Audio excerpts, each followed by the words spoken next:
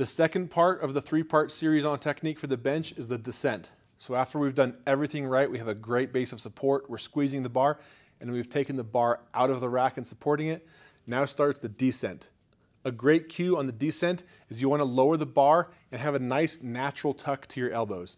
You don't want to flare too much like this, and you don't want to over tuck. If you flare too much like this, it's going to create a lot of stress on your shoulder. It's not a good place for the ball and socket joint of your shoulder to be flared like that. And if you're too tucked, you're going to touch the bar too low, and you're not going to have a good leverage to press the bar because you're going to require so much front delt to take the bar from here back to here. So a nice natural tuck of the elbows is good. And you're going to have to experiment around with that and find what the nice natural means for you. Another big key when bringing the bar down is to keep the bar stacked. The bar, your wrist, and the elbow all have to stay completely in line on the way down. Sometimes the bar can outrun the elbows one way or another like that. It has to remain stacked.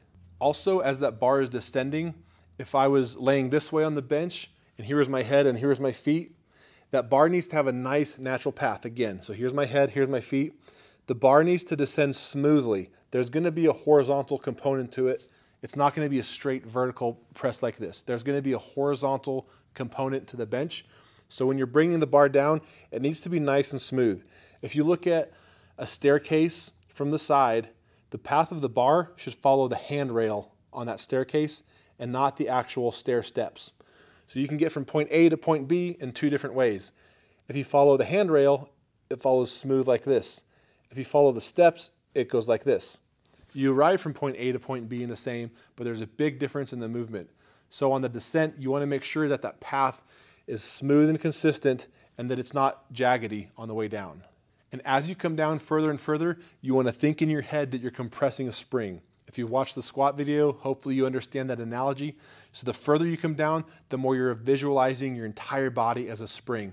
That bar gets closer and closer and closer, and you're compressing everything like a spring, just waiting for that trigger to pop off and explode on the way up. So we're compressing that spring, and the closer we get to touching, the tighter that spring compresses. We'll go ahead and cover the touch here in the descent video. There's 2 different kinds of touching, and we can go more in depth on the advanced video, but one I call a soft touch and one I call a sink. I actually prefer to sink the bar in my chest. It heavily depends on the person and how they bench and their different leverages. The advantage of doing a soft touch, which means you maintain complete muscular tension in the body to your bar the entire time, and you stop when the bar just grazes your body, and then you press back up. Advantage of that is you have a shorter range of motion. The disadvantage of it, you can't use as much leg drive and momentum to get the bar going off of your chest. I prefer to sink, and a lot of world-class lifters either sink or soft touch. There's no one right way to do it. The disadvantage of sinking is you extend your range of motion. However far you sink into your body, you have to press it that much further. I prefer it because I can compensate and make up for that by initiating my bench press with great leg drive and launching the bar off my chest, creating momentum as to where if I had the soft touch, I would be at a dead stop there. So that's my preferred way to do it. Again, you need to experiment with it and find what you're stronger at.